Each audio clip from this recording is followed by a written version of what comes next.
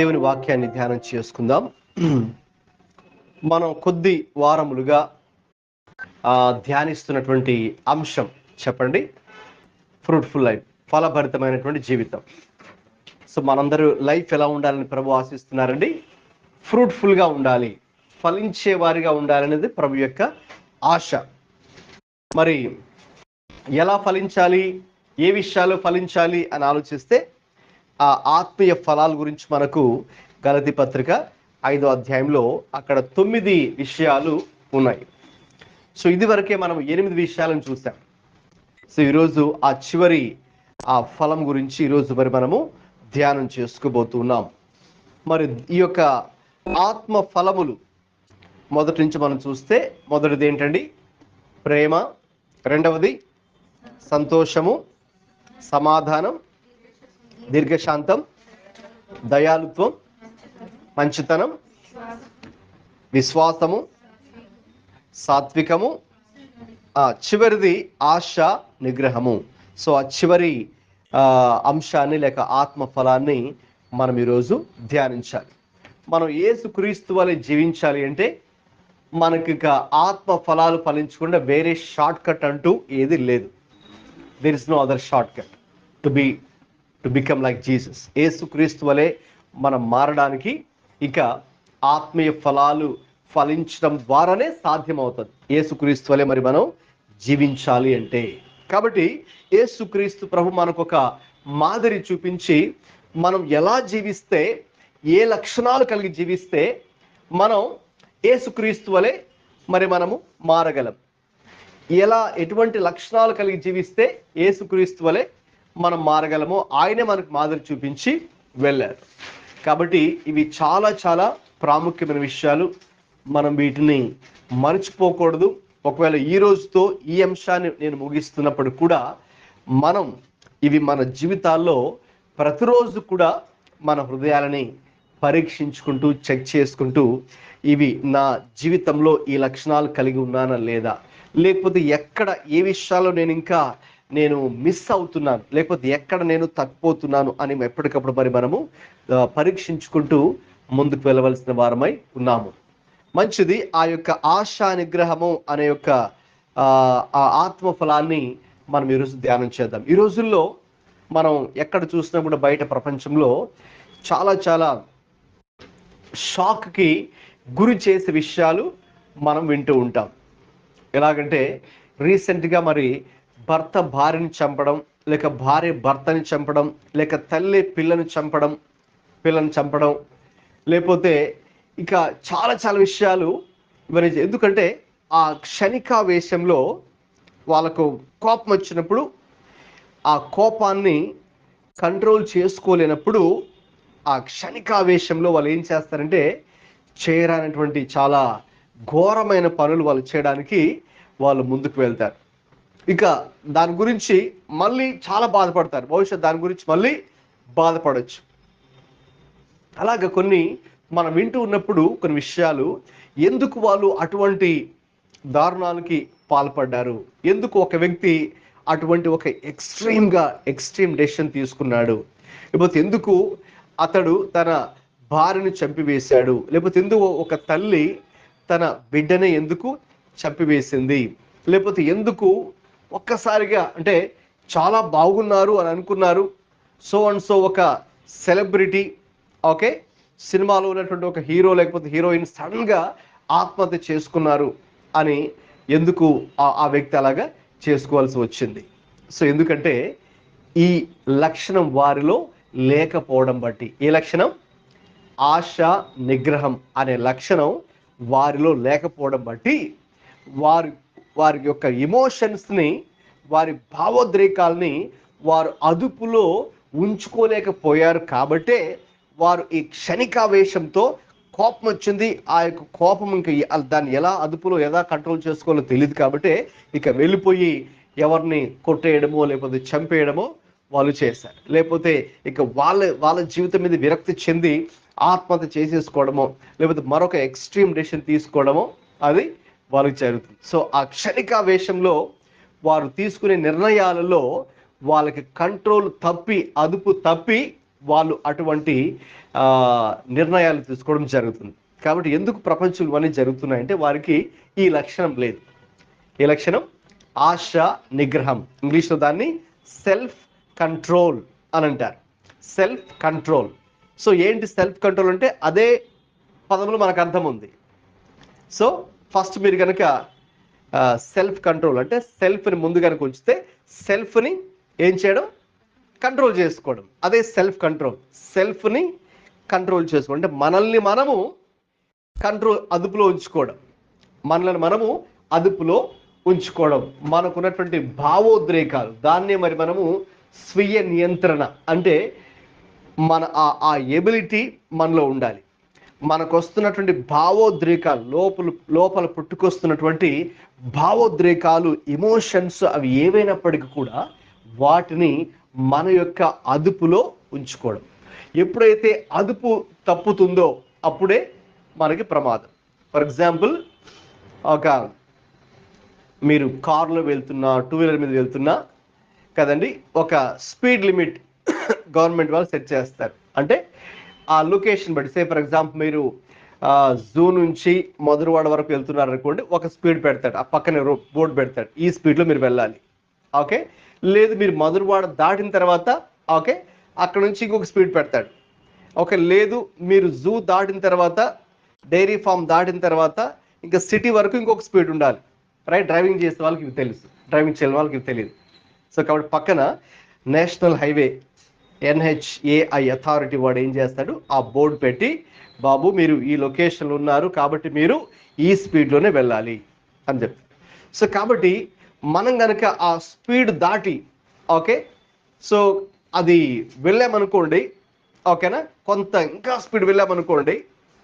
So ఒకసారి ఒక మంత్రి, మన ఏపీ ఇంతకుముందు ఉన్న ప్రీవియస్ ఐ థింక్ ముందు టర్మ్లో ఉన్నటువంటి గవర్నమెంట్లో ఉన్నటువంటి ఆ ఒక మంత్రి వాళ్ళ అబ్బాయి సో ఒకసారి సడన్గా యాక్సిడెంట్కి గురై చనిపోయాడు. సో ఒక పిల్లర్కి డాష్ ఇచ్చి హైదరాబాద్లో.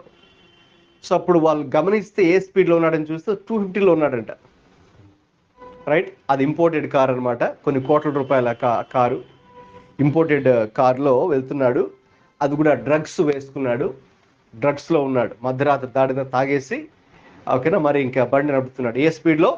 250 250 km/h స్పీడ్లో వెళ్తున్నాడు.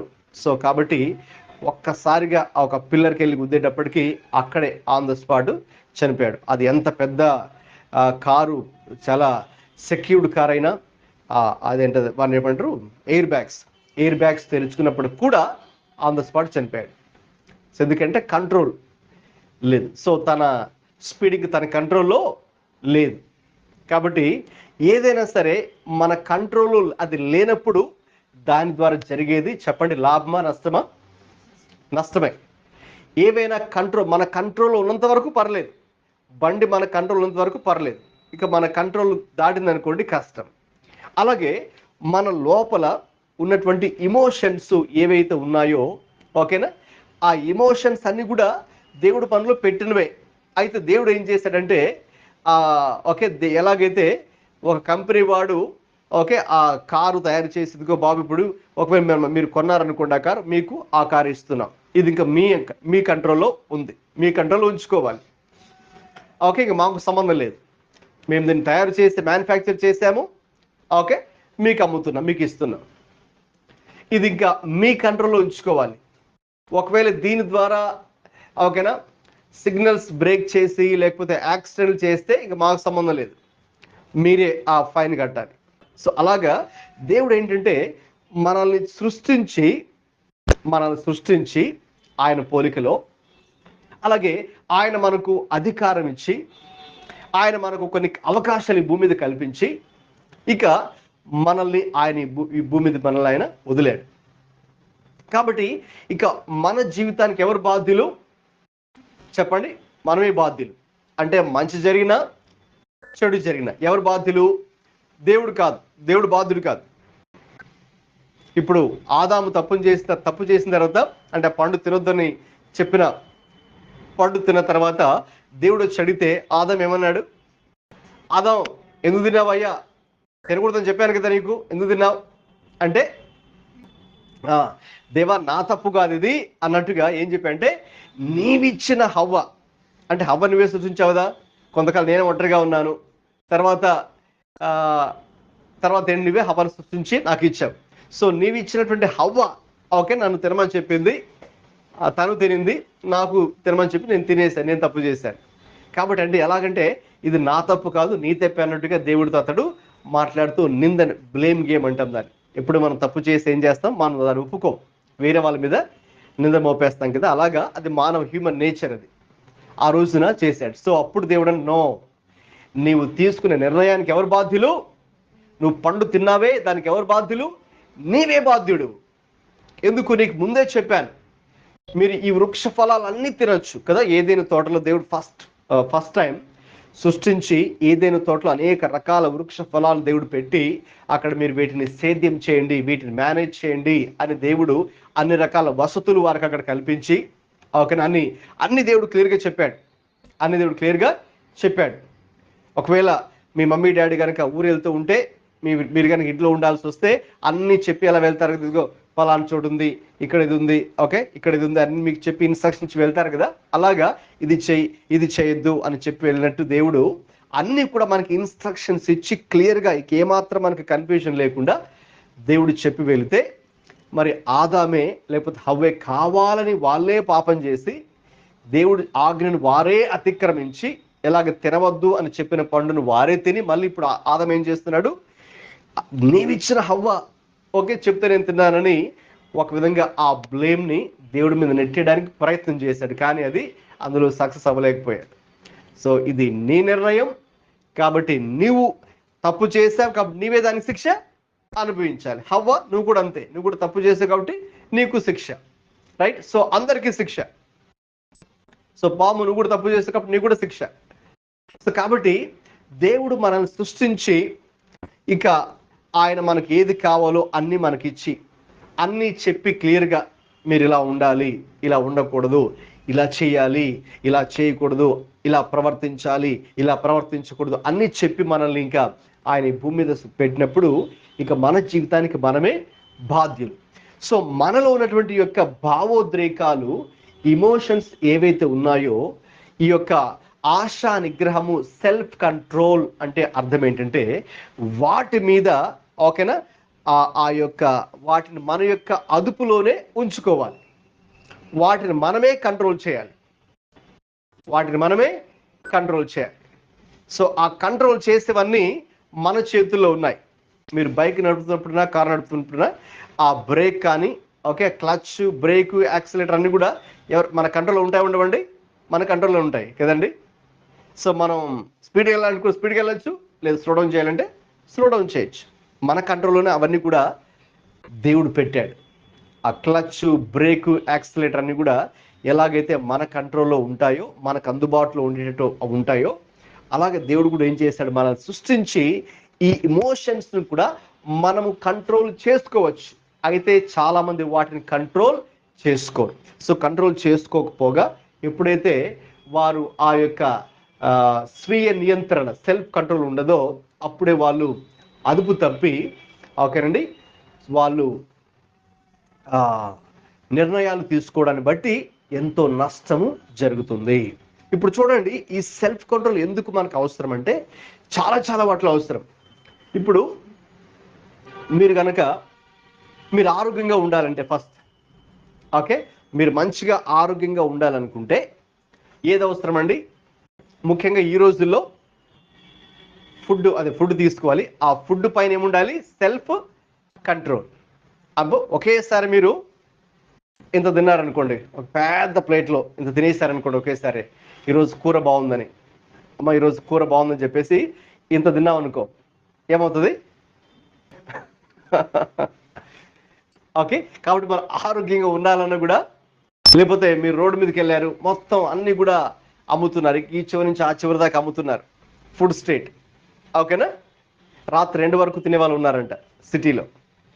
అక్కడికి వెళ్ళి మీరు ఫుడ్ స్ట్రీట్కి వెళ్ళి స్టార్ట్ చేసి అక్కడ తినేసి మళ్ళీ నెక్స్ట్ టైం అక్కడికి వెళ్ళి అది తిని, మళ్ళీ ఆ పక్క షాప్కి వెళ్ళి అక్కడ తిని, అక్కడేముంది అది తిని, మళ్ళీ పక్క షాప్కి వెళ్ళి అక్కడ తినేసి, మొత్తం అలాగ ఒక అక్కడ ఒక 30 షాపులు ఉంటే 30 షాపులు ఏముంది మొత్తం తినేసారనుకోండి, ఓకే, ఏమవుతుంది? మీరు ఆరోగ్యంగా ఉంటారు కదా.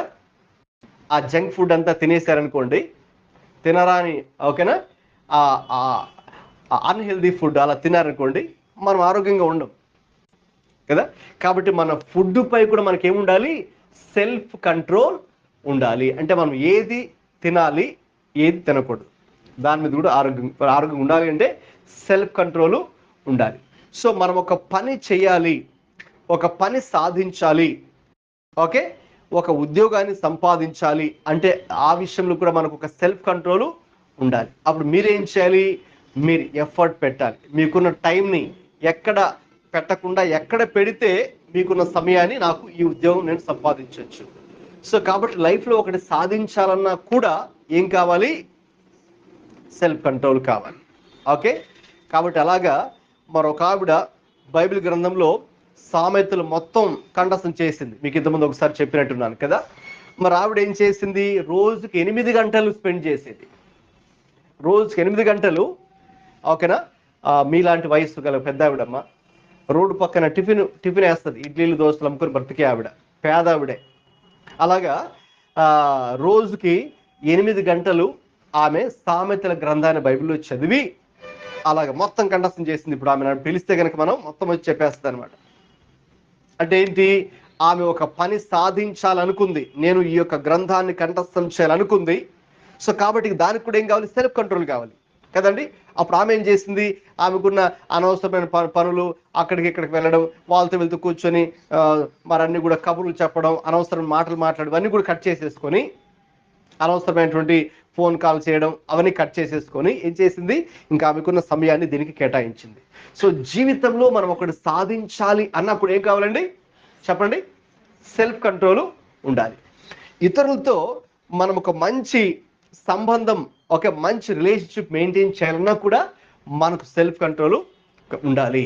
ఇతరులతో, ఓకేనా, మంచి రిలేషన్షిప్ మెయింటైన్ చేయాలని కూడా మనకు సెల్ఫ్ కంట్రోల్ కావాలి. ఇలాగా చాలా విషయాల్లో మనం చూస్తే ఇది చాలా ప్రాముఖ్యమైన లక్షణంగా మనం చూడాలి.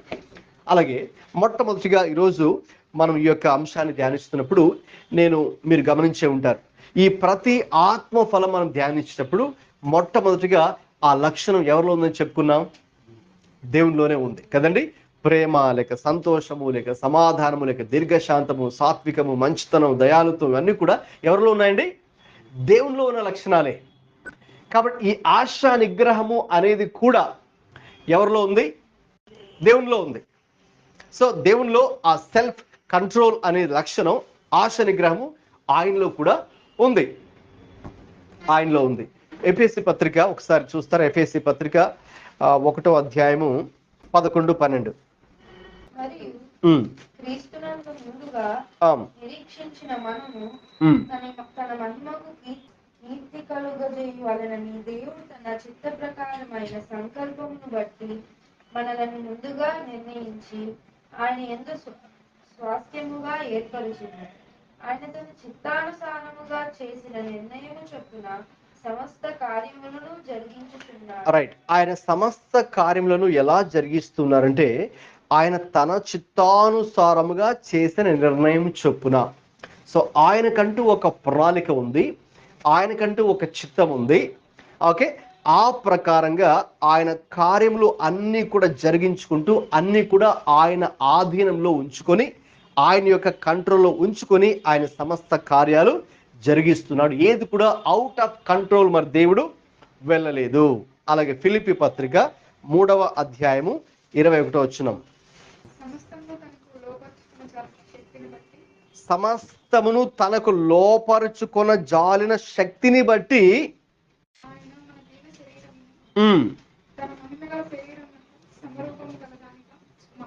చూడండి, మొదటి భాగంలో ఆ వచనంలో సమస్తమును తనకు లోపరుచుకొన జాలిన శక్తి, అదే సెల్ఫ్ కంట్రోల్. ఆశ నిగ్రహం అంటే ఏంటంటే సమస్తము కూడా తనకు లోపరుచుకొన జాలిన శక్తి అంతా కూడా ఆయన యొక్క ఆధీనంలో ఉంచుకోగలిగేటటువంటి శక్తి దేవుడికి ఉంది. హల్లెలూయా. ఏదైనా ఆయన యొక్క ఆధీనంలో ఉంచుకునే శక్తి ఆయనకు ఉంది. ఇప్పుడు ఈ లక్షణాలని, ఆత్మ ఫలాలన్నీ కూడా నేను మీతో ముందుగా చెప్పినట్టుగా దేవునిలో ఉన్నాయి కాబట్టే ఇప్పుడు ఆయనలో ఉన్నటువంటి ఆ లక్షణాలు మనలో కూడా ఉండాలని ఆయన కోరుకుంటున్నాడు. ఎందుకు? మనం ఆయన పోలికలో చేయబడ్డాం. మనం ఆయన జెరాక్స్ కాపీస్. ఓకే, ఆయన వలె మనం ఉండడానికి చేశారు కాబట్టి ఇప్పుడు అదే లక్షణాలు మనలో కూడా ఉండాలి అనేది ఆయన యొక్క ఉద్దేశమై ఉంది. ఇప్పుడు దేవునిలో ఏ రీతిగా సమస్తము ఆయనకు లోపరుచుకునే శక్తి ఉన్నదో మనం కూడా సమస్తమును కూడా మనకు లోపరుచుకొని వారిగా మనం ఉండాలి. అంటే అన్నీ కూడా మన కంట్రోల్లో ఉండాలి. ఈ కంట్రోల్ మనం తప్పిపోకూడదు. అవుట్ ఆఫ్ కంట్రోల్ మనం వెళ్ళిపోకూడదు. ఫర్ ఎగ్జాంపుల్, మనలో ఉన్నటువంటి ఆ భావోద్రేకాలు, ఎమోషన్స్, కోపము అనే ఒక భావోద్రేకాన్ని మనం తీసుకుంటే, కోపము అనే ఒక ఎమోషన్, యాంగర్ అది తీసుకుంటే, ఇప్పుడు ఆ యాంగర్ అనేది ఒక విధంగా చెప్పాలంటే చాలామంది అవుట్ ఆఫ్ కంట్రోల్ వెళ్ళిపోతుంటారు కదా. అంటే కోపం రాగానే వాళ్ళు చెప్తారు, మొన్న ఎవరో చెప్తున్నారు, పాస్టర్ గారు ఎదుకోండి నా సెల్ ఫోన్ చూడండి మొత్తం పగిలిపోయి ఉంది, ఓకే మొత్తం స్క్రీన్ అంతా బ్రేక్ అయిపోయింది. ఎందుకు పగిలిపోయిందంటే నా కోపం రాగానే నేనేం చేస్తాను, నా చేతిలోని సెల్ ఫోన్ తీసుకొని కింద పడేస్తాను. లేకపోతే నా కోపం రాగానే ఏం చేస్తాను, నేను వెళ్ళిపోయి ట్యూబ్లైట్ని పగలగొట్టేస్తాను. లేకపోతే ఇంట్లో పెద్ద ఎల్ఈడి స్క్రీన్ టీవీ ఉంటే, స్మార్ట్ టీవీ ఉంటే ఏం చేస్తాను, స్మార్ట్ టీవీని పగలగొట్టేస్తాను. ఒక్కొక్కసారి మా పాత ఇంటి దగ్గర రాత్రి పెద్ద పెద్ద సౌండ్లు వచ్చావన్నమాట. ఏంటి పెద్ద పెద్ద సౌండ్ అంటే టీవీ కింద పగిలిపోవడం, టీవీ కింద పడిపోవడం, సామాన్లు కింద పడేయడం, పెద్ద పెద్ద గరుపులు కేకలు వాళ్ళు వేసేవారనమాట. ఎందుకంటే మరి ఆయనకి కోపం వస్తే ఇంకా ఆయన కంట్రోల్ అయినా ఉండడు. కోపం వస్తే ఇంకా పిచ్చి పిచ్చిగా ప్రవర్తించేస్తూ ఉంటారు. అది సో అంటే దాని అర్థం ఏంటి, ఆయనకున్నటువంటి ఆ కోపము అనే భావోద్రేకాన్ని తన యొక్క ఆధీనంలో ఉంచుకొని, అంటే లిమిట్స్ ఎక్కడ దాకా ఉంచాలో అక్కడ దాకే. కోపం మంచిదే, యేసు ప్రభువారు కూడా కోపడ్డారు. కోపంలో 2 రకాలు ఉంటాయి, మంచి కోపము, చెడ్డ కోపం, నీతితో కూడిన కోపము, స్వార్థంతో కూడినటువంటి కోపం.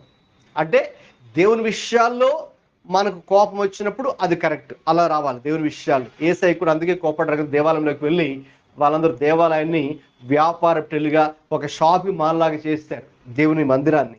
సో వెళ్ళిపోయి మొత్తం అని టేబుల్ కింద పడేసి, ఓకేనండి, అక్కడ ఉన్నటువంటి టేబుళ్ళు కుర్చీలు కింద పడేసి, ఓకేనా, అక్కడ రూకలు మార్చేవారిని మొత్తం అందరిని తరిమేసి అక్కడ నుంచి, ఓకేనా, ఆయన గదిమి అందరినీ అరిసి తిట్టాడు కదా, కోపట్టాడు యేసయ్యే.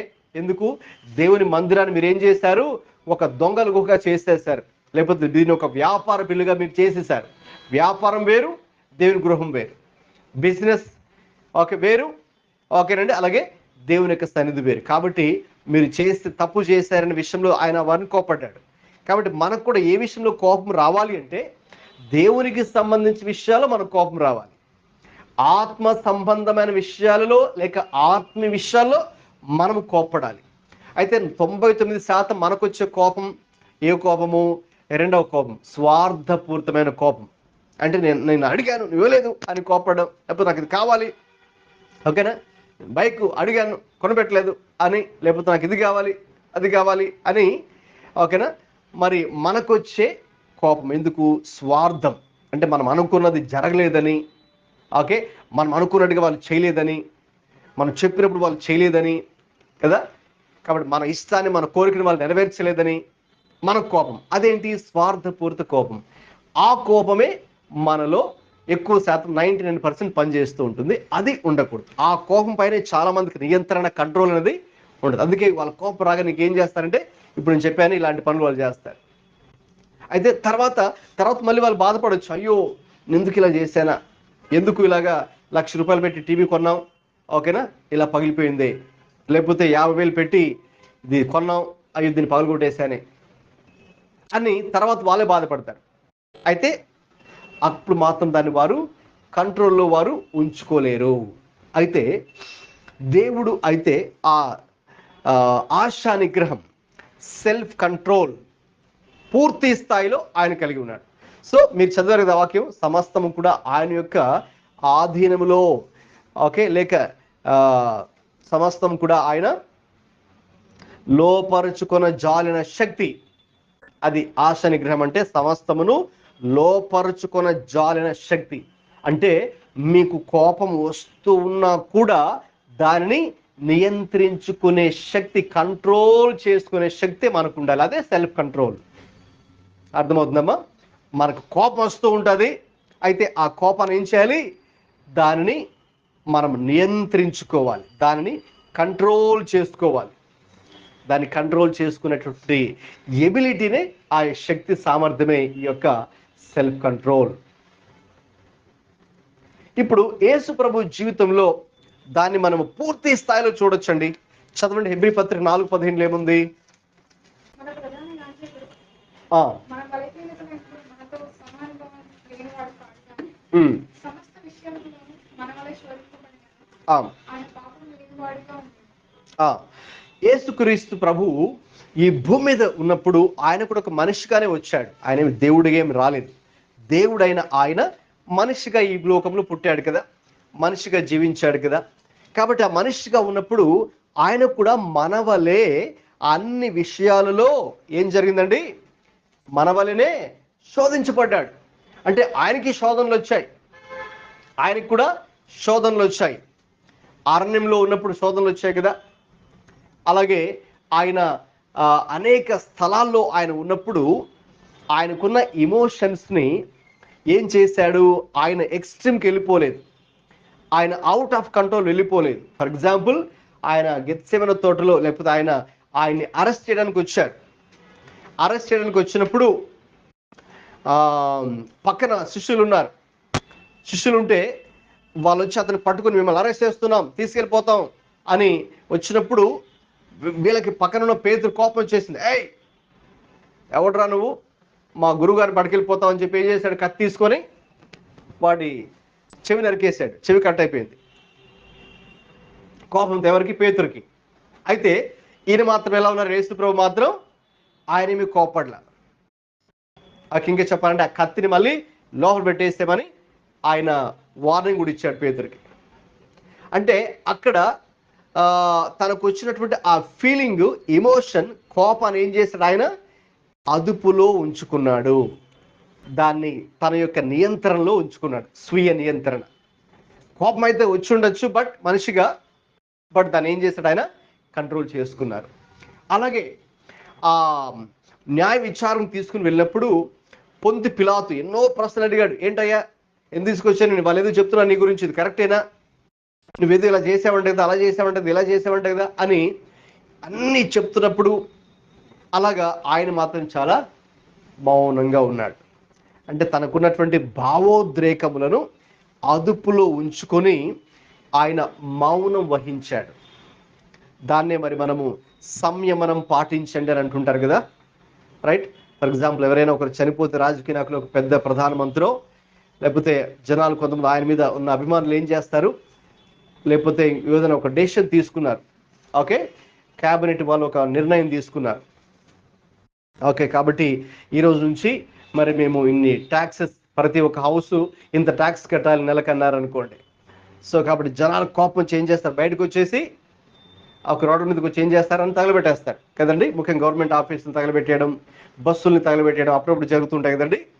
సో అప్పుడు వాళ్ళు ముందుకు వచ్చి, మీరు ఏం చేయకండి, ఇలాంటి పనులు చేయకండి, మీరు సంయమనం పాటించండి. అది స్వీయ నియంత్రణ. మీకు కోపం వస్తుంది కానీ మీరు ఏం చేయాలి? కోపాన్ని ఇలాగ బస్సులు తగలబెట్టేడాలు, గవర్నమెంట్ ఆఫీసులు పగలగొట్టేడాలు, జనాల్ని చంపడం, ఇలాంటివి మీరు చేయకండి, మీరు కంట్రోల్ చేసుకోండి.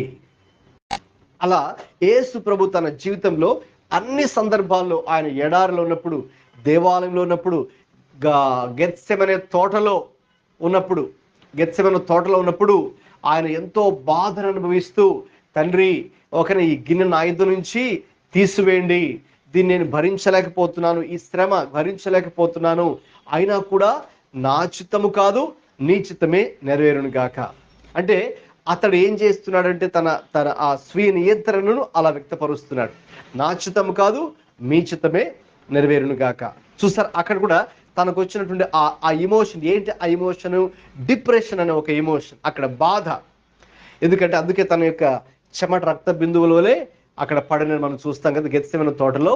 అంటే ఒక్కసారిగా ఆయన ప్రపంచం యొక్క ప్రజలందరి యొక్క పాప భారాన్ని ఆ శిలువ మీద ఆయన మోయవలసి ఉంది. కాబట్టి దాన్ని ఒక్కసారిగా ఆయన ఊహించుకునే ముందే మానవుడిగా ఆయన చాలా బాధ, డీప్ డిప్రెషన్లోకి మరి ఆయన వెళ్ళిపోయాడు. అది ఒక ఇమోషన్, బాధ. వెళ్ళిపోయినా కూడా ఆయన కంట్రోల్లో ఉన్నారు. ఎలా కంట్రోల్లో ఉన్నారు? నేనైతే, నా వల్ల అయితే ఇది కాదు బాబు, నేను ఇది చేయలేను. నా వల్ల అయితే అందరి పాపాలు నా మీద వేసుకొని ఆ శాపాన్ని నేను అనుభవించి ఆ సిలువను, భయంకరమైనటువంటి సిలువని మోయాలంటే అది నా వల్ల అయితే కాదు అని అనుకున్నారు. అయినా కూడా ఆయన ఏమన్నారు?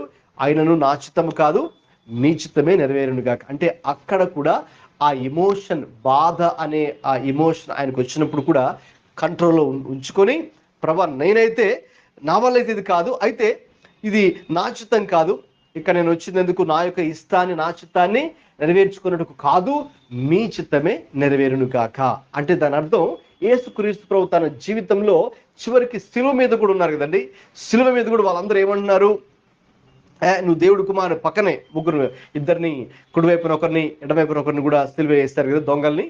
కాబట్టి ఒక దొంగోడేమో ఏమన్నా నువ్వు దేవుడు అని చెప్పుకున్నావు, నువ్వు దేవుడు అయితే నిన్ను రక్షించుకో, నిన్ను రక్షించుకో, మమ్మల్ని కూడా రక్షించు అని ఒక దొంగోడు అంటున్నాడు. కింద ఉన్నటువంటి వాళ్ళు కూడా, యూదులు, శాస్త్రులు, వాళ్ళందరూ కూడా రకరకాలుగా మాట్లాడుతున్నారు.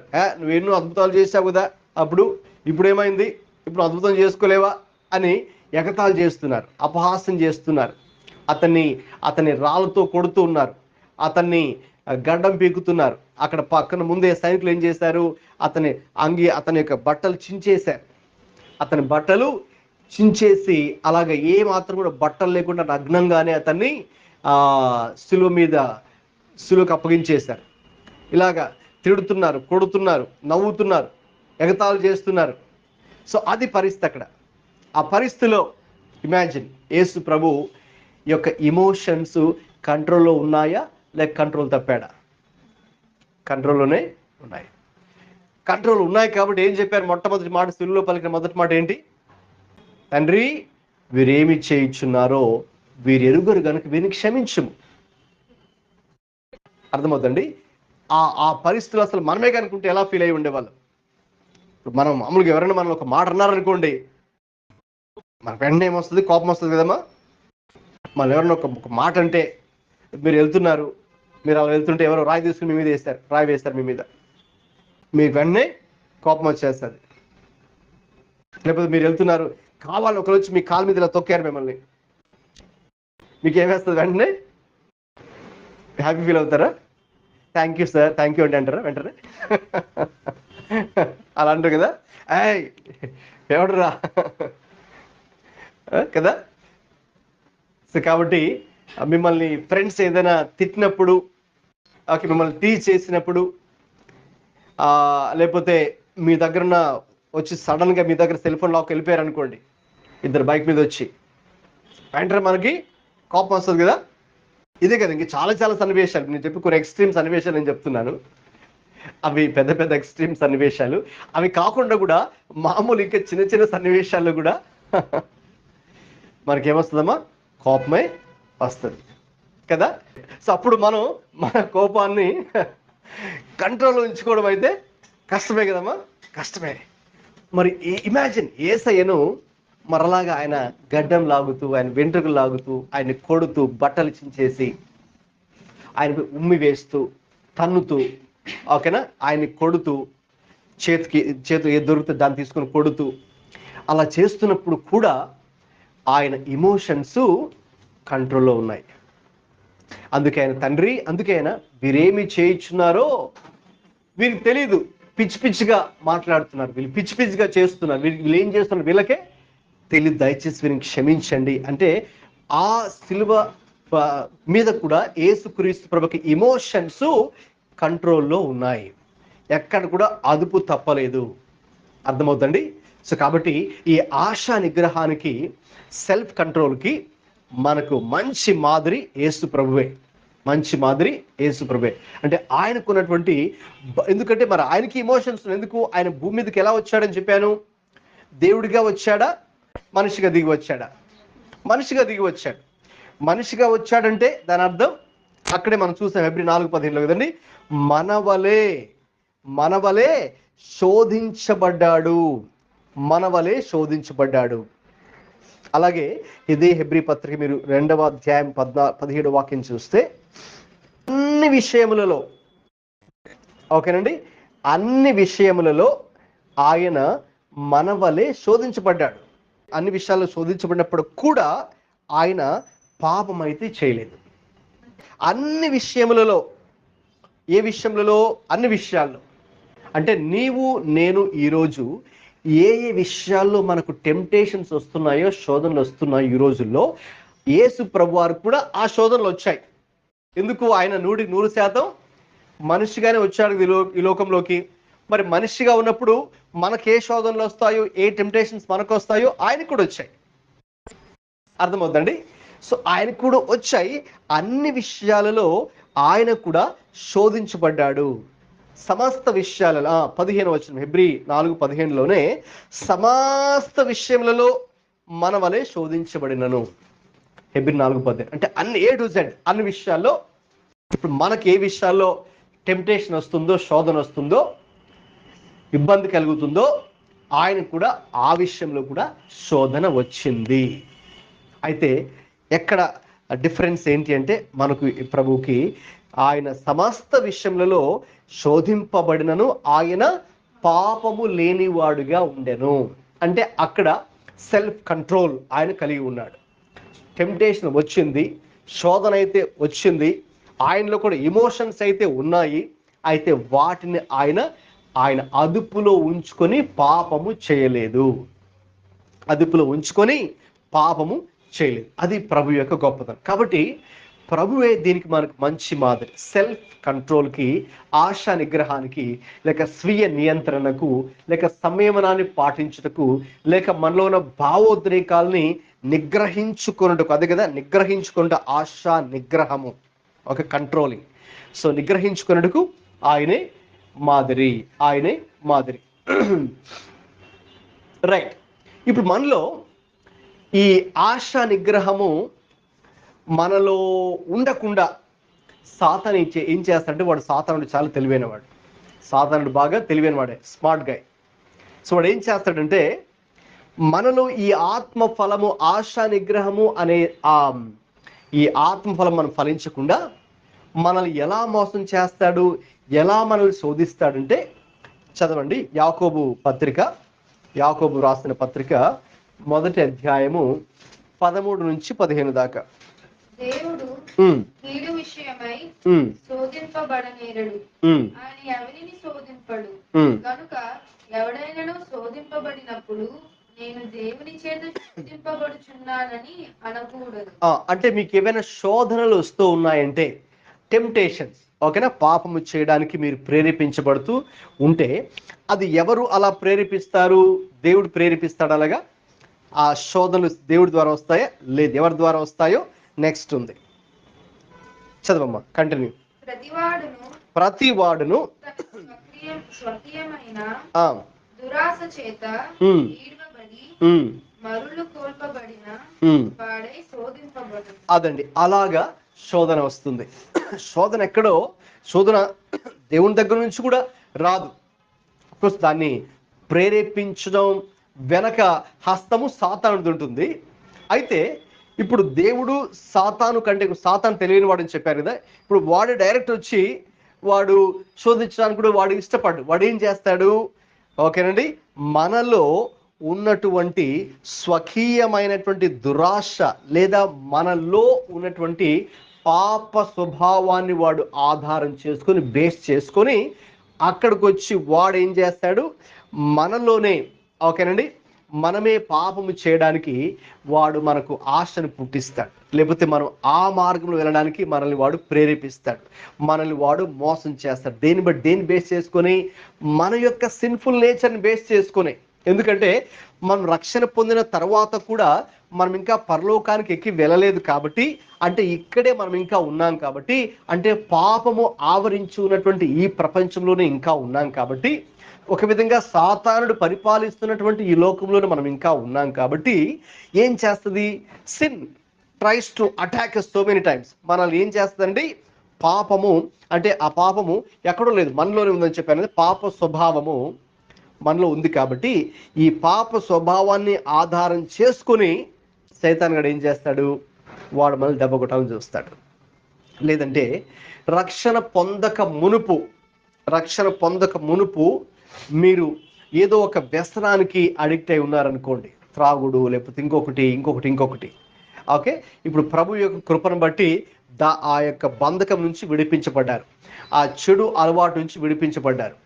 అయితే సైతాన్ చేసే పని ఏంటంటే, తర్వాత మీరు రక్షణ పొందిన తర్వాత, మార్మన్స్ పొందిన తర్వాత, బాప్తిస్మం తీసుకున్న తర్వాత, చర్చికి క్రమంగా వస్తున్న తర్వాత కూడా అప్పుడప్పుడు రైట్ మన యొక్క పాత ఓకేనా ఆ యొక్క ఓల్డ్ హ్యాబిట్స్ని, పాత ఆ అలవాట్లని, లేక వ్యసనాలను, లేక పాత స్వభావాన్ని మళ్ళీ మనలో పాటు తీసుకొని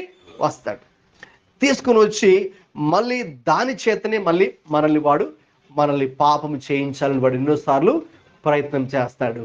అందుకే చాలామంది రక్షణ పొందిన తర్వాత ఇంతకు ముందు ఏ అలవాట్లు అయితే ఉండేవారో మళ్ళీ అందులోకి వెళ్ళిపోయే ప్రమాదం అయితే ఉంది. ఎందుకంటే సాతానుడు మళ్ళీ మనలో ఉన్నటువంటి పాప స్వభావాన్ని ఆధారం చేసుకునే దాన్ని వాడు క్యాష్ చేసుకొని మనల్ని వాడు పాపములో పడేస్తాడు, మోసం చేసేస్తాడు. అందుకే చెప్పాను వాడు చాలా తెలివైన వాడని.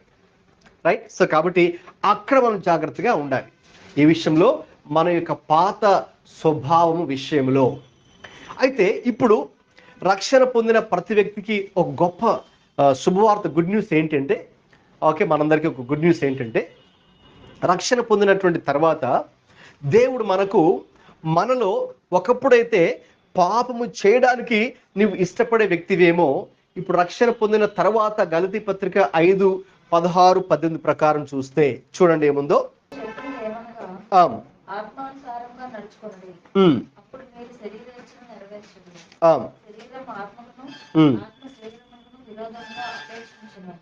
ఇది ఒకదానికొకటి వ్యతిరేకంగా ఉన్నది కనుక మీరేది చేయ నిశ్చయించుతో చేయకుందురు. చాలండి. రక్షణ పొందిన తర్వాత మనకు పరిశుద్ధాత్ముడు, హోలీ స్పిరిట్ చేసే హెల్ప్ ఏమిటంటే, మనలో ఆయన ఇక నూతనమైనటువంటి ఆశలు మనలో దేవుడు పెడతాడు. నూతనమైనటువంటి plans, new desires, new decisions, new goals. ఓకేనండి. దేవుడు మనకు కొత్త ఆశలు, కొత్త ప్రణాళికలు దేవుడు మన ముందు పెడతాడు. అందుకే ఎవరైనా సరే క్రీస్తు చేస్తుందనే వాడు నూతన సృష్టి, పాతవి గతించను, సమస్తము కొత్తవాయను. సో దేవుడు మనల్ని ఏం చేస్తాడంటే అలాగ న్యూగా దేవుడు మార్చేసిన తర్వాత, కొత్తగా మనల్ని మార్చిన తర్వాత ఇక కొత్త ఆలోచనలు దేవుడు మనలో పెడతాడు, పరిశుద్ధాత్మ దేవుడు. సో ఒకప్పుడు నువ్వు ఒక పని చేయడానికి ఇష్టపడే వ్యక్తివి, ఇప్పుడు ఇంకా ఆ పని చేయకుండా, అంటే ఆ పాపాన్ని చేయకుండా ఇప్పుడు వేరే పని చేయడానికి నువ్వు ఇష్టపడతావు. ఒకప్పుడు నువ్వు ఆ రీతి కూడా. అందుకే అదని చాలామంది మనం సాక్ష్యాలు వింటూ ఉంటాం. సాక్ష్యాలు వింటున్నాయి. ఒకప్పుడు చాలా దొంగతనాలు చేసామండి. ఒక ఊరు స్టూవర్ట్పురం అని, అక్కడ ఎక్కువ దొంగతనాలు చాలా జరుగుతుంటాయి. అక్కడ అందరూ దొంగలే, ఆ ఊర్లో అందరూ కూడా అందరూ దొంగలే. ఇంకా చెప్పాలంటే వాళ్ళ ప్రొఫెషన్ ఏంటంటే, వాళ్ళు దొంగతనం ఎలా చూస్తారంటే దాన్ని ప్రొఫెషనల్గా చూస్తారు. దొంగతనాన్ని అది మా వృత్తి అండి అంటారు, మా ఒక్కరి వృత్తి అండి, మా తాతలు ముత్తాతలు అందరూ దొంగలే, దొంగతనం చేసేవారే కాబట్టి మేము కూడా దొంగలే, మేము కూడా దొంగతనం చేసేవాళ్ళమే అని వాళ్ళ వృత్తిగా వాళ్ళు భావిస్తారు. ఒక ప్రొఫెషన్ లాగా దాన్ని ట్రీట్ చేసేవారు. అయితే అక్కడ నేను కొన్ని విషయాలు విన్నాను అక్కడ ఏం జరిగిందో. మరి దేవుని సువార్త కొంతకాలం క్రితం అక్కడికి వెళ్ళిన తర్వాత, ఓకేనా, కొంతమంది అక్కడ ప్రార్థన చేశారు ఆ ప్రాంతం గురించి. తర్వాత అక్కడ వెళ్ళి సువార్త ప్రకటించారు. చాలా కాలం కష్టపడ్డారు. ఓకే, అలా కొంతకాలం జరిగిన తర్వాత అక్కడ పెద్ద పెద్ద గజ దొంగలు, పెద్ద పెద్ద దొంగతనాలు చేసే వాళ్ళు మారిపోయారు. ఓకే, అలాగా కొన్ని సాక్ష్యాలు ఉన్నాయి, మీరు కావాల్సిన తర్వాత యూట్యూబ్లో చూడండి. స్టూవర్ట్పురములో ఉన్నటువంటి గజ దొంగల సాక్ష్యాలు. మారిపోయారు. ఇప్పుడు మారిపోయిన దొంగ ఇప్పుడు దొంగతనం చేయట్లేదు, సో వేరే పని, కొత్త పని చేస్తున్నాడు. సో దేవుడు ఏం చేస్తాడు, పరిశుద్ధాత్మ చేసే పని ఏంటి మన హృదయంలో. ఒకప్పుడు ఒక పాపం చేసేవాడు, ఒక పని చేసేవాడివి, ఇప్పుడు దేవుడు నీ జీవితాన్ని మార్చిన తర్వాత ఇప్పుడు నీకు ఒక కొత్త డిజైర్ నీలో పెడతాడు, ఒక కొత్త ప్లాన్ దేవుడు నీకు ఇస్తాడు. సో కాబట్టి ఇప్పుడు నువ్వు ఇంకా ఆ పాపానికి నువ్వు చేయి. సో ఆ కొత్త ఆలోచన, కొత్త ప్రణాళిక దేవుడు ఇస్తాడు. కాబట్టి ఇప్పుడు మనం ఇంకా ఆ పాపం చేయకుండా అప్పుడు మనలో ఒక సెల్ఫ్ కంట్రోల్, ఆశా నిగ్రహము, స్వీయ నియంత్రణ అనేది వాటిని కంట్రోల్ చేసుకునే కృప దేవుడు మనకి ఇస్తాడు. ఎలాగంటే ఒక వ్యక్తి డ్రగ్స్ లేకుండా ఉండలేడు, లేక మందు తాగకుండా ఉండలేడు, ప్రతిరోజు కూడా మందు తాగాల్సిందే.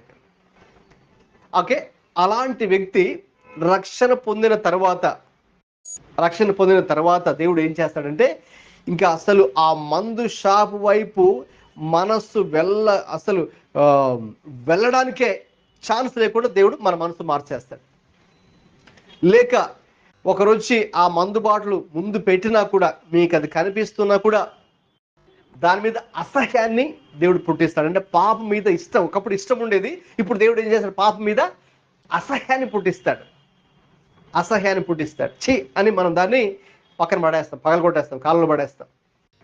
అంటే పాపం మీద ఒకప్పుడు ఇష్టంగా ఒక పని చేసేవాడివి, దేవుడు ఏం చేస్తాడు, దాని మీద అసహ్యాన్ని పుట్టించి ఇక నేను దాన్ని చేయను అని ఇంకా ఆ ప్లేస్లో వేరే క్రొత్త డిజైర్, క్రొత్త ఆలోచన దేవుడు నిలబెడతాడు. నేను దేవుని కోసం జీవించాలి, లేకపోతే ఇంకో నలుగురికి దేవుడి మాటలు చెప్పాలి, ఇంకొక పని చేయాలి అని నీవేం చేస్తావు, క్రొత్త పని నువ్వు చేస్తావు. అంటే దేవుడు నీలో ఏది పెట్టాడు, ఆశ నిగ్రహాన్ని దేవుడు పెట్టాడు. కానీ జాగ్రత్త, సాతాను ఏం చేస్తాడంటే మన గతాన్ని వాడు ఏం చేస్తాడు, జ్ఞాపకాన్ని తీసుకొచ్చి ఒకప్పుడు నువ్వు ఏ పాపం చేసే వ్యక్తివో మళ్ళీ అక్కడికే లాక్కెళ్తాడు.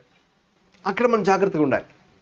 అక్కడ మనకు కావాల్సింది ఆశ నిగ్రహం. సో అది ఎవరిస్తారు మనకు, మన మీద కష్టపడి ప్రయత్నం చేసేది కాదు, ఇది పరిశుద్ధాత్ముడే మనకు ఆయన ఇస్తారు. ఇప్పుడు మనం చేయాల్సిన పని ఒకటే. ఏంటి మనం చేయాల్సిందంటే, ఇప్పుడు మనం ఆత్మానుసారంగా నడుచుకోవాలి, శరీరానుసారంగా కాదు, ఆత్మానుసారంగా నడుచుకోవాలి.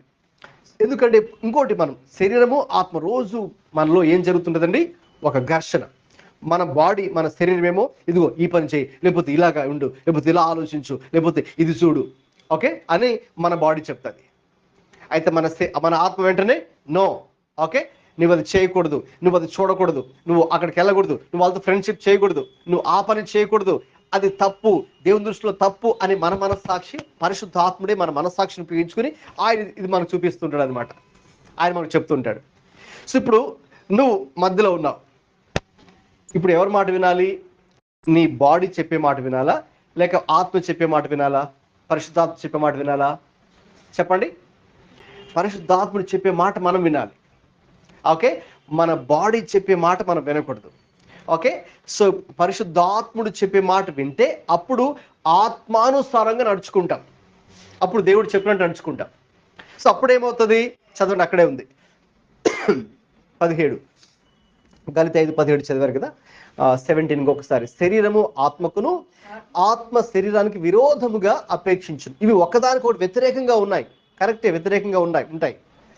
గనుక మీరేవి నిశ్చయింతురో వాటిని చేయకుందురు. అంటే ఇప్పుడు ఆత్మ చెప్పిన మాట వింటే అప్పుడు మనకు లాభం ఏంటి అంటే, ఇంకా మనం శరీరం చెప్పినట్టుగా మనకి నడుచుకోం, లేక సాతాను చెప్పినట్టు మనకి నడుచుకోం, లేక లోకం చెప్పినట్టుగా నడుచుకోం. అప్పుడు దేవుడు చెప్పినట్టుగానే నడుచుకుంటాం. కాబట్టి అప్పుడు ఇక మనం మన ఇష్టాన్ని అక్కడ నెరవేర్చము. మీరు ఆత్మ చేత నడిపింపబడిన ఎడల ధర్మశాస్త్రానికి లోని వారు కాదు. కాబట్టి ఇక్కడ ఆత్మ అయితే సిద్ధంగా ఉన్నాడండి, ఆయన మనతో మాట్లాడడానికి, సహాయం చేయడానికి రెడీగా ఉన్నాడు. ఇప్పుడు మనం ఏం చేయాలంటే మన సెల్ఫ్ని అటు డైవర్ట్ చేయాలంతే, అంటే మన మనసు తిప్పాలంతే. ఇప్పుడు మీ 2 దారులు ఉన్నాయి, ఓకేనా, కాబట్టి నేను ఇటు వెళ్ళాలి, కాబట్టి నేను మధురవాడ వెళ్ళాలి, కాబట్టి హైవే దగ్గర నుంచి రైట్ తీసుకోవాలి, అంతే. మీరు తీసుకోవాల్సిందే జస్ట్ స్ట్రైట్ రైట్ తిప్పడమే, ఓకే, లెఫ్ట్ తిప్పకుండా ఇటు వెళ్ళిపోకుండా అటు వెళ్ళడమే. ఇది మన సెల్ఫ్. మనం ఏం చేయాలి, ఆత్మదేవుడు మనతో మాట్లాడుతున్నాడు, మనకు కొన్ని సంగతులు చెప్తున్నాడు, మీరు ఇలా చేయాలి ఇలా చేయాలని. సేమ్ టైంలో మళ్ళీ సైతాన్ గాడు వచ్చి మన యొక్క బాడీని ఉపయోగించుకుని వాడు కొన్ని మాటలు చెప్తున్నాడు. నువ్వేం చేయాలి, నీ స్టీరింగ్ ఎటు తిప్పాలి, స్టీరింగ్ ఎటు తిప్పు, అంతే, అది నువ్వు చేయాలి. మళ్ళీ అటు తిప్పావో ప్రమాదం, మళ్ళీ డేంజర్, అటు వెళ్ళిపోతాం, అక్కడ ప్రమాదమే.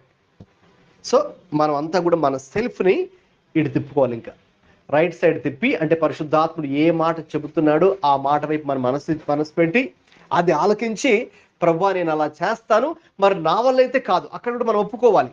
ఇప్పుడు మన సొంత, నేను చెప్పాను మీకు ముందే, మన సొంత శక్తి చేత ప్రయత్నించి కష్టపడితే ఈ భక్తి చేయలేము. మహా అంటే మనం కూడా అయ్యప్ప భక్తులాగా 40 రోజులు మహా అంటే చేయగలం. సెల్ఫ్ కంట్రోల్ వాళ్ళు కూడా ఏం చేస్తారు, 40 days కంట్రోల్ ఉంచుకుంటారు. కంట్రోల్, స్మోక్ చేయకుండా, లేక తాగకుండా, ఓకేనా, బయటకు తిరగకుండా, ఓకేనా, ఏం చేస్తారు, వాళ్ళ డిజైర్స్, ఆశలని కూడా, కోరికలను ఏం చేస్తారండి 40 days అలా ట్రై చేస్తారు. కానీ అందులో కూడా చాలా కష్టం, ఓకేనా. చాలా మంది కూడా చేయలేరు పూర్తిగా. లేదు నిష్టగా చేసే వాళ్ళు ఉన్నారంటే సరే మహా అంటే 40 days అంతే. దాని తర్వాత మళ్ళీ మాలు తీసేసిన తర్వాత మళ్ళీ వాడి బ్రతుకు మళ్ళీ ఇంతకు ముందే కుక్కతోక. మళ్ళీ కుక్కతోక ఏమవుతుందమ్మా, ఎలా ఉంటుంది కుక్కతోక, మళ్ళీ వంకరే, మళ్ళీ తాగుడు, మళ్ళీ ఇంకా తిట్టుకోవడము, మళ్ళీ బూతులు మాట్లాడడం, మళ్ళీ కొట్టుకోవడం, ఇంకా ఇంకా డబల్ చేస్తాడు. ఎందుకు 40 days మిస్ అయ్యాడు కదా, మరి అవన్నీ కూడా 40 days మిస్ అయ్యాడు కాబట్టి ఇంకా ఎక్కువ తాగుతాడు, ఇంకా ఎక్కువ మందిని కొడతాడు. అర్థమవుద్దా? సో అంటే సెల్ఫ్ కంట్రోల్ ఏమైందంటే, మనం ట్రై చేస్తే హార్డ్గా ఒక మహా అంటే 40 days మనం సెల్ఫ్ కంట్రోల్ ఉండదు, కానీ కాదు. ఇక్కడ మనం ఆత్మానుసారంగా నడిపించబడితే 40 days కాదు, లైఫ్ లాంగ్ కూడా మనం దేవుని దృష్టిలో కరెక్ట్గా ఉంటాం. అందుకే ఆత్మ చేత నడిపించబడేవారుగా మనం ఉండాలి. మనం చెప్పాను, మన స్టీరింగ్ని ఆత్మ వైపు తిప్పాలి. అంటే మన మనస్సు ఆత్మ ఏం చెబుతుందో దాన్ని విని, దాన్ని గ్రహించి, దానికి విధేయత చూపించి అక్కడ మళ్ళీ దేవుని సహాయమే అడగాలి. ప్రభువా, మరి నేనైతే ఇదిగో ప్రభు, నా ముందు అయితే 2 మార్గాలు ఉన్నాయి, నా ముందు అయితే నేను ఎటైనా వెళ్ళొచ్చు, ఇటైనా వెళ్ళొచ్చు, ఓకే, నన్ను ఆపడానికి ఎవరు ఇక్కడ లేరు. అయితే నేనైతే ఇది మీ మార్గము కాబట్టి, ఇది మీరు ఇలా చెప్తున్నారు కాబట్టి, మీ వాక్యం ఇలా సెలవిస్తుంది కాబట్టి, ఇది నాకు మంచిది కాబట్టి, నాకు మంచి భవిష్యత్తు తీస్తుంది కాబట్టి, నేను ఇలా వెళ్ళాలనుకుంటున్నాను తండ్రి, నాకు సహాయం చేయ తండ్రి అని అడగాలి మీరు స్టార్టింగ్లోనే ఫస్ట్. సో మీ ఇష్టాన్ని వ్యక్తపరిస్తే అప్పుడు ఆత్మదేవుడు ముందుకు వచ్చి మీకు అది కష్టమైన ఏం చేస్తాడంటే ఆయనే నడిపించును అనుంది కదా, సర్వసత్యంలోనికి ఆయన నడిపిస్తాడు, చేపట్టుకుని ఆయన నడిపిస్తాడు. మన వల్ల అయితే కాకపోవచ్చు, బట్ దేవుని వల్ల అయితే ఇది సాధ్యం. అర్థమవుతుందండి? సో కాబట్టి పరిశుద్ధాత్ముడు మనకు నూతన ఆలోచనలను ఇచ్చి ఆ సెల్ఫ్ కంట్రోల్, ఓకే, ఆశ నిగ్రహాన్ని ఆయనలోనే ఇచ్చి మన మనస్సుని ఆయన వైపుకి ఆయన మారుస్తారు. ఇంకొక మంచి మాట చూడండి, రోమాపత్రిక 8వ అధ్యాయము 5 నుంచి 7 వరకు చదవండి.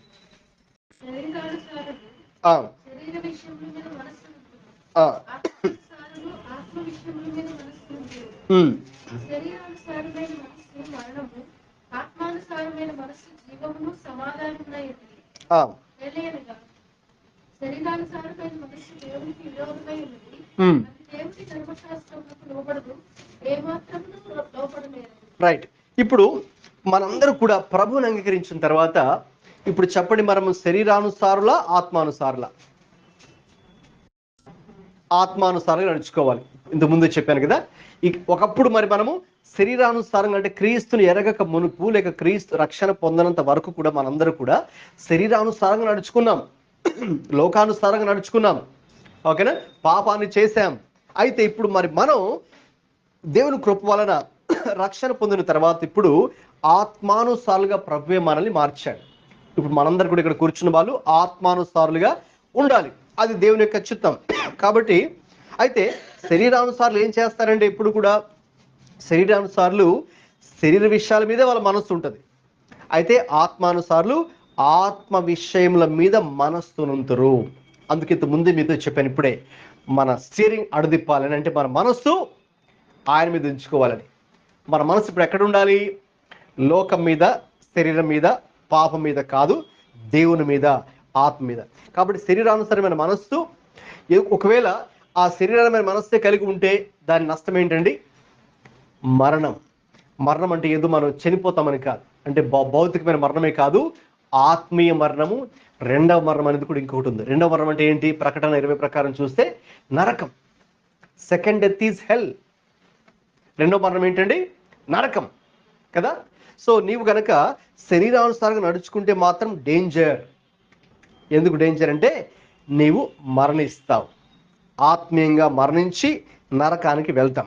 అలా కాకుండా ఆత్మానుసారమైన మనస్సు కలిగి ఉంటే అది ఎక్కడ నడిపిస్తుంది మనల్ని? జీవమును సమాధానము అయి ఉంది. నిజంగా చెప్పాలంటే ఆత్మానుసారంగా నడుచుకున్నటువంటి వారే సమాధానంగా సంతోషంగా ఉంటారు. ఓకే, అంతేకాని శరీరానుసారం నడుచుకుంటే అక్కడ ఎంజాయ్మెంట్ లేదు. మా ఫ్రెండ్స్ అనేవారా, నువ్వేంటారా పిచ్చోడిలాగా ఇప్పుడు చర్చి గిర్చి ప్రార్థన గీర్థన అంటుంటావు, మాలాగా చూడు మేము ఎలా తిరుగుతున్నాము, మేము ఎలాగ తాగుతున్నాము, మాలాగా రావేంటారు పిచ్చోడిలాగా చర్చికి వెళ్తామని అనేవాళ్ళు మా ఫ్రెండ్స్. ఎంజాయ్ లైఫ్, మనం ఇప్పుడు మన కుర్రాలు కదరా, లైఫ్ని ఎంజాయ్ చేయాలి, లైఫ్ని ఎంజాయ్ చేయాలి. నువ్వు ఎంజాయ్ చేయట్లేదు. సో అయితే రియల్ ఎంజాయ్మెంటు ఎక్కడుందో నేను తర్వాత గ్రహించాను. ఎక్కడుంది రియల్ ఎంజాయ్మెంటు? దేవునిలోనే ఆత్మానుసారం ఉన్నప్పుడే జీవమును, సమాధానమును, సంతోషం ఇక్కడే ఉన్నాయి. సో రియల్ ఎంజాయ్మెంటు మనకు దేవునిలోనే, అంటే ఆత్మానుసారం నడుచుకున్నప్పుడే మనం అప్పుడే రియల్గా హ్యాపీగా ఉంటాం. సో వాళ్ళు తిరుగుతూ ఆ పని ఈ పని చేస్తూ లేకపోతే తాగుతూ ఉన్న వాళ్ళు కాదు. వాళ్ళు ఏం చేసుకున్నారు? పాడు చేసుకున్నారు. తమ యొక్క మనసును పాడు చేసుకుంటున్నారు, బాడీని పాడు చేసుకుంటున్నారు, అలాగే తమ యొక్క లైఫ్ని పాడు చేసుకున్నారు, కెరీర్ని పాడు చేసుకుంటున్నారు. అన్ని పాడు చేసుకోవడమే కదా. సో వాళ్ళు అనుకున్నారు ఎంజాయ్మెంట్ ఏదైతే ఉందో అవన్నీ పాడు చేసుకుంటున్నారు. కానీ వాళ్ళకి ఆ విషయం తెలియదు, ఇప్పుడే తెలియదు. ఓకే, తర్వాత తెలుసుకుని అయ్యో అని బాధపడతారు. ఒక 6-7 సంవత్సరాల తర్వాత చేతులు కాలిన తర్వాత అప్పుడు ఆకులు పట్టుకొని అయ్యో అని అప్పుడు బాధపడతారు కదా. అప్పుడు బాధపడిన మనకు ప్రయోజనం లేదు. సో ముందే దేవుడు మనతో మాట్లాడుతున్నప్పుడే, మనకు అవకాశం ఇస్తున్నప్పుడే మరి మనం ఎలా నడుచుకోవాలి? ఆత్మానుసారం నడుచుకున్నప్పుడే అందులోనే మనకు జీవం, అందులోనే సమాధానం, అందులోనే రియల్ హ్యాపీనెస్ దేవునిలో ఉంది. అంతేగాని ఈ లోకములో లేదు. ఏమాత్రం మనకు కనుక అవకాశం ఇచ్చామా, ఓకే అంతే, వాడు మన జీవితాన్ని అంతే ఫుట్బాల్ ఆడుకున్నట్టు మన జీవితాన్ని ఫుట్బాల్ లెఫ్ట్ అండ్ రైట్ వాడు మన జీవితాన్ని ఆడుకొని మనల్ని ఇంకా మన జీవితాన్ని పాడు చేసి అప్పుడు వదిలేస్తాడు. అప్పుడు వెళ్ళమంటాడు, నీ దారిని వెళ్ళాయి అంటాడు. ఇంకెక్కడికి వెళ్తాం మనం? మన దారిని మనం ఆల్రెడీ జరగాల్సిన నష్టం, జరగరాని నష్టం అంతా జరిగిపోయింది. కాబట్టి శరీరానుసారం నడుచుకుంటే చాలా నష్టం, ఆత్మానుసారం నడుచుకుంటే చాలా లాభం. అది మనకు దేవుడు అవకాశం ఇచ్చాడు. సో కాబట్టి మన మనస్సు దేని మీద ఉంచుకోవాలి? చూసారా, మన మైండ్, మన థాట్స్, అంతే కదా. ఫస్ట్ మనకి థాట్స్ వస్తాయి దేని గురించి అయినా కూడా. ఆ థాట్స్ వస్తాయి, ఆలోచన చేస్తాం, తర్వాత దాని ప్రకారంగా చేస్తాం మనం కదా. అందుకే మనకు వచ్చే థాట్స్ చాలా important. A types of thoughts మీకు వస్తున్నాయి, ఓకే, ఆ థాట్స్ని బట్టి మీరు ఆ థాట్స్కి ఎస్ చెప్తున్నారు, నో చెప్తున్నారు. మనకు అన్ని రకాల థాట్స్ వస్తాయి కదండి. మంచి థాట్స్ వస్తాయి, బ్యాడ్ థాట్స్ వస్తాయి కదా, అన్నీ వస్తాయి. కాబట్టి ఏ థాట్స్ నీవు రిసీవ్ చేసుకుంటున్నావు, ఏ థాట్స్కి నీవు అంగీకరిస్తూ ఎస్ చెప్తున్నావు. ఎందుకంటే ఫస్ట్ మనకు వచ్చే థాటే, థాట్ తర్వాత నెమ్మదిగా మనకేది బిహేవియర్లోకి వెళ్ళిపోతుంది. దాన్ని మనం చేయాలని, అలా ఉండాలని మనం ప్రయత్నం చేస్తాం కదా. సో థాట్ లెవెల్లోనే మనం ఏం చేయాలి, దాన్ని ఫిల్టర్ చేయాలి. ఫిల్టర్ చేసేసి ఓకే ఇది రాంగ్, ఇది శరీరానుసారమైంది, ఓకే ఇది లేకపోతే ఇది సాతానికి సంబంధించింది, ఓకే ఇది దేవుడికి సంబంధించింది. సో నేను దీన్నే యాక్సెప్ట్ చేస్తాను, ఎస్ దిస్ ఇస్ రైట్ అని దాన్నే మనం రిసీవ్ చేసుకుంటాం, దాన్నే యాక్సెప్ట్ చేసి ఓకేనా, దీన్ని పక్కన పెట్టేసి ఇంక నువ్వు అలా బిహేవ్ చేయవు. అర్థమవుతుందా? సో అందుకే థాట్స్ మనకు చాలా ఇంపార్టెంట్. ఏ థాట్స్ వస్తున్నాయి, రైట్? సో మీరు మీ ఫ్రెండ్స్తో ఉన్నప్పుడు, లేకపోతే మీరు ఏదైనా వీడియో చూస్తున్నప్పుడు, లేకపోతే ఏదైనా ఒక బుక్ చదువుతున్నప్పుడు, what kind of thoughts, A thoughts వస్తున్నాయి, ఓకేనా? అవి మంచి థాట్సా, బ్యాడ్ థాట్సా, ఓకేనా? అది మీ లైఫ్ని డిస్ట్రాయ్ చేసే థాట్సా, లేక మీకు మంచి కెరీర్ ఇచ్చే థాట్సా, ఓకే అవి హెల్దీ థాట్సా, అన్హెల్దీ థాట్సా, ఓకే చాలా కేర్ఫుల్గా ఉండాలి. మన మనస్సు దేని మీద ఉంచాలి? రోమపత్రిక 5:8 ప్రకారం. సో అప్పుడు మాత్రమే మనం సెల్ఫ్ కంట్రోల్ని కలిగి ఉంటాం. ఓకే, అయితే ఇప్పుడు ప్రాక్టికల్గా ఇది ఎలా సాధ్యమండి, మనం దీన్ని ఎలాగా పొందుకోవాలి? ఓకే, సెల్ఫ్ కంట్రోల్ని. సామెతలు 25 తరగతి చదవండి, 28. ప్రాకారము లేక పాడైన పురము ఎంతో తన మనస్సును అంచుకొనలేని వాడును అంతే. ఇంగ్లీష్లో తీసావా? సాత్విక్ చదువు. Without self-control is like a city broken and wrapped without walls. Yes, without walls. ఇప్పుడు మనకి ఇంటికి చుట్టూ ఏం కట్టుకుంటామండి? ఒకవేళ మనకు అది స్థలం ఉండి సొంత ప్లేసు, సొంత ఇల్లు అనుకోండి, చుట్టూ జనరల్గా ఏం చేస్తాం? కాంపౌండ్ వాల్స్ కదా వేస్తాం. సో కాంపౌండ్ వాల్స్ లేకపోతే ఎవరైనా రావచ్చు లోపలికి, ఎప్పుడైనా రావచ్చు, అక్కడ సేఫ్టీ ఉండదు కదా. సో ఆ రోజుల్లో మనకి ఎలాగైతే హౌస్ కట్టుకునే వాళ్ళము కాంపౌండ్ వాల్స్, ఆ రోజుల్లో అయితే వాళ్ళు సిటీస్ కూడా లేక ఒక టౌన్కి ఒక విలేజ్కి కూడా చుట్టూ ఏముండేదండి, కాంపౌండ్ వాళ్ళు ఉంది. సో కాంపౌండ్ వాల్ లేకపోతే చాలా డేంజర్, రైట్. ఇప్పుడు మొత్తం జరుగుతున్న డిబేట్ ఏంటంటే అమెరికాలో కూడా దొంగలు వచ్చేస్తున్నారు, టెర్రరిస్టులు వచ్చేస్తున్నారు, డ్రగ్ అమ్మే వాళ్ళు వచ్చేస్తున్నారు, మనుషులు చంపే వాళ్ళు వచ్చేస్తారు. కాబట్టి అర్జెంటుగా గోడ కట్టేసేయాలి, అది వాళ్ళ ప్లాన్. ఇప్పుడు నెక్స్ట్ ప్రెసిడెంట్ రాగానే ఏంటి మొత్తం అంతా చుట్టూ గోడ కట్టేసేయాలి. ఓకే, వాళ్ళ బార్డర్ ఏరియా ఎక్కడెక్కడైతే ఉందో, ఎందుకంటే కొన్ని చోట్ల గోడ లేదు కాబట్టి దొంగలు వచ్చేస్తున్నారు, కాబట్టి భద్రత లేదు, నో సెక్యూరిటీ. కాబట్టి ఏం చేయాలి, ఆ రీతిగా ఉంటారు. సో కాబట్టి సెల్ఫ్ కంట్రోల్ లేకపోతే ఆ రీతిగా మన యొక్క హౌస్ కూడా చుట్టూ కాంపౌండ్ వాల్స్ లేనంటే హౌస్ లాగా ఉంటుంది. కాబట్టి ఏం చేయాలి, సెల్ఫ్ డిసిప్లిన్ చాలా అవసరం. సెల్ఫ్ డిసిప్లిన్ చాలా అవసరం. ఇప్పుడు స్పోర్ట్స్లో పార్టిసిపేట్ చేయాలనుకున్న వాళ్ళు ఓకేనా, ఏం చేస్తారు, ఎలా ఉంటారు, రోజు ఏం చేస్తారు చెప్పండి. ఏం చేస్తారు రోజు? మీరు ఒక క్రికెట్ టోర్నమెంట్ ఏదో రాబోతుంది, లేక ఒలింపిక్స్లో మీరు పార్టిసిపేట్ చేయాలి, మీకు ఛాన్స్ వచ్చింది, మీరు ఏం చేస్తారు, ప్రాక్టీస్ చేస్తారు కదా. ప్రాక్టీస్ చేసి ఓకే, చూడండి 1 కొరింథీ పత్రిక 9వ అధ్యాయము 24 నుంచి. ఒకరి బహుమానం పొందినని మీకు తెలియదా? అటువలే మీరు బహుమానం పొందినట్లుగా పరిగెత్తండి. మరియు పరిణామం కోరని ప్రతివాడు అన్ని విషయముల యందు మితంగా ఉంటారు. వారు క్షేమ కిరీటమును పొందుటకును. వారు అన్ని విషయాలు మితంగా ఉంటారు అంటే స్పోర్ట్స్లో పార్టిసిపేట్ చేసేవారు లేదు, నెక్స్ట్ మంత్లో లేక ఇంకా 6 months లోపు ఒలింపిక్ ఈవెంట్స్లో లేకపోతే పలానా టోర్నమెంట్లో పార్టిసిపేట్ చేయాలన్నప్పుడు ముందుగానే ఓకేనా. సో కాబట్టి ముందుగానే వాళ్ళు ఏం చేస్తారు, మితముగా ఉంటే ఏ డైట్ తీసుకోవాలో ఓకేనా.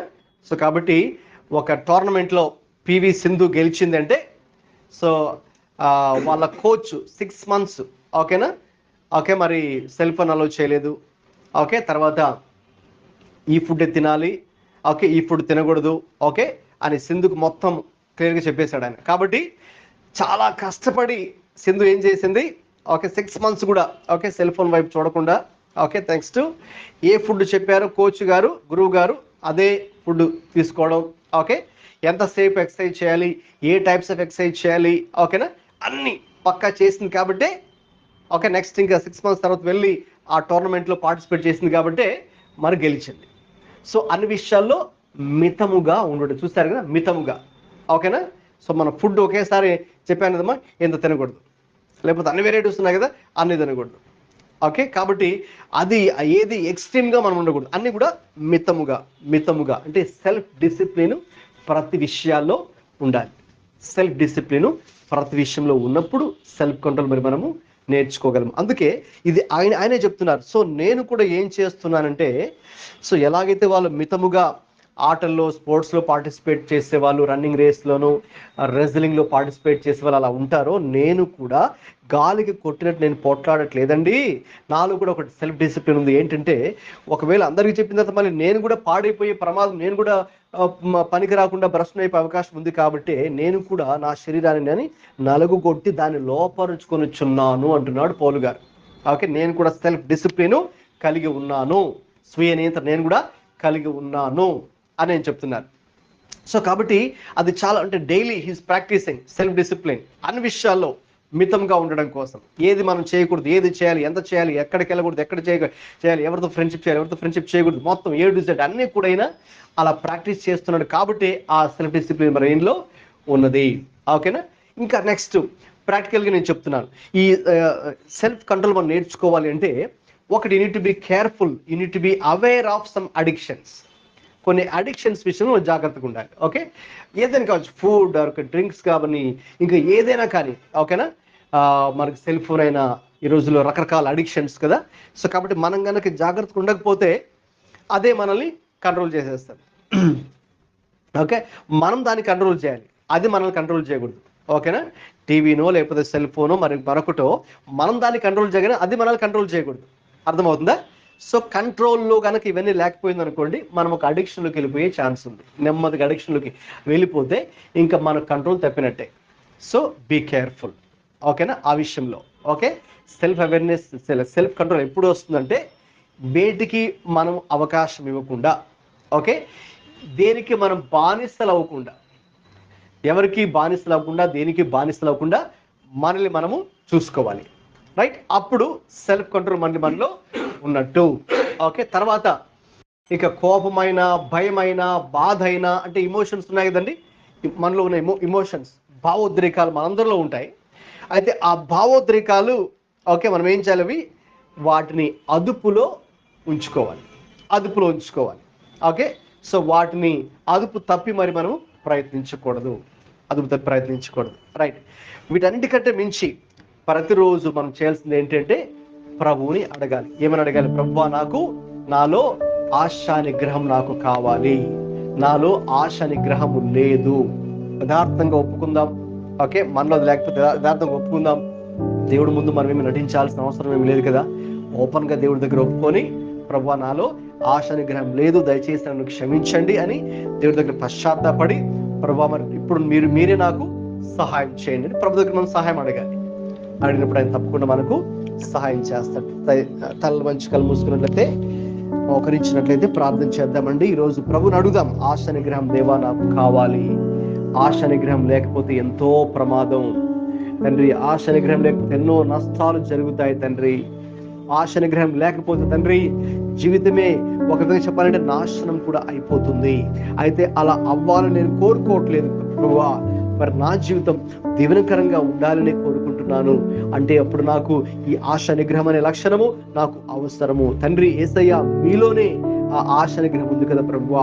అయ్యా, మరి మీరు మనుషుల మధ్య నివాసం చేస్తున్నప్పుడు, అయ్యా, కొంతమంది మీరంటే పడిన వాళ్ళు మిమ్మల్ని తిడుతున్నప్పుడు, లేక మిమ్మల్ని కొడుతున్నప్పుడు, మీ మీద ఉమ్మి వేస్తూ ఉన్నప్పుడు, అయ్యా, మరి ఇతరత్ర అనేక సందర్భాలలో, లేక మీరు గెత్సెమనే తోటలో బాధతో, ఆ ఎమోషన్స్ తో మీరు ఉన్నప్పుడు, అక్కడ కూడా అయ్యా అన్ని రకాల ఎమోషన్స్ మిమ్మల్ని అరెస్ట్ చేసినప్పుడు తండ్రి, మరి చుట్టుపక్కల వారేమో తండ్రి డిఫరెంట్ ఎమోషన్స్ తో వాళ్ళు స్పందిస్తుంటుండగా, మీరు మాత్రము తండ్రి ప్రభువా, నాయన అవును ప్రభువా, ఆ యొక్క ఎమోషన్స్ ని చాలా కూల్ గా మీరు ఉంటూ, ఆ ఎమోషన్స్ మీ యొక్క కంట్రోల్లో ఉంచుకొని తండ్రి, అయ్యా, మీరు జీవించిన వ్యక్తిగా మా ముందు కనబడుతున్నారు తండ్రి. కాబట్టి ప్రభువా, మీరే మాకు మాదిరి నాయన. ఈ విషయాల్లో మాలో ఎమోషన్స్, అనేక రకాల ఎమోషన్స్ ఉంటున్నాయి ప్రభువా. శరీరానికి సంబంధించినటువంటి అనేక రకాల ఎమోషన్స్ మాలో ఉంటూ ఉన్నాయి. అయితే ఇవన్నీ కూడా మరి ఈ రోజు నుంచి అవన్నీ కూడా కంట్రోల్లోనే ఉంచబడడానికి తండ్రి, ఆ స్వీయ నియంత్రణ, ఆ సంయమనం పాటించడానికి, అయ్యా, ఆశ వీటన్ని నిగ్రహించుకోవడానికి తండ్రి, మీది కానిది, లోక సంబంధమైనది, పాపానికి సంబంధించినది, శరీర స్వభావానికి సంబంధించినది, పాప స్వభావానికి సంబంధించిన విషయాల్లో మేము తండ్రి వాటికి ప్రాధాన్యత ఇవ్వకుండా ఈరోజు మీరే మాకు సహాయం దయచమని అడుగుతున్నాం తండ్రి. కృప చూపించమని, ఆ యొక్క క్రమశిక్షణ కానీ ప్రభువా, మరి తండ్రి, అయ్యా, మరి తండ్రి, మమ్మల్ని మేము మా యొక్క తండ్రి ఆలోచనలను మా ఆత్మానుసారంగా మనసు ఉంచాలని కూడా చెబుతున్నారు. మా మనసు ఎక్కడ పెట్టాలో, అయ్యా, మాకు వస్తున్న థాట్స్ ఎటువంటివో, ఆలోచనలు అవి ఎటువంటి ఆలోచనలు మేము ఎంటర్టైన్ చేయాలో తండ్రి, అయ్యా, అన్నీ కూడా మీరు ప్రాక్టికల్ గా మాతో మాట్లాడుచున్నందుకు స్తోత్రాలు చెల్లిస్తున్నాం ప్రభువా. మరి ఇవన్నీ కూడా తండ్రి మేము తండ్రి అదుపులో ఉంచుకొని మీ కొరకై, అయ్యా, మీరు కోరుకునే ఈ ఫలము తండ్రి యొక్క ఆశ నిగ్రహం అనే ఫలం ఫలించే కృప మా అందరికీ దయచేయమని అడుగుతున్నాం ప్రభువా. అప్పుడు మాత్రమే మీ వలె జీవించడానికి వీలుగా ఉంటుంది కదా ప్రభువా. కాబట్టి తండ్రి, ఈ యొక్క ఫలాలు అన్నీ కూడా తండ్రి మేము తండ్రి మీలో చూసాం, మరి మాలో కూడా చూడాలని మీరు ఆశిస్తూ ఉన్నారు. అటువంటి ఆత్మీయమైన ఫలభరితములు, ఆ ఫలాలు ఫలించే కృప మా అందరికి అనుగ్రహించి నడిపించమని యేసుక్రీస్తు ప్రభువు పరిశుద్ధ నామములో అడుగుచున్నాం తండ్రి.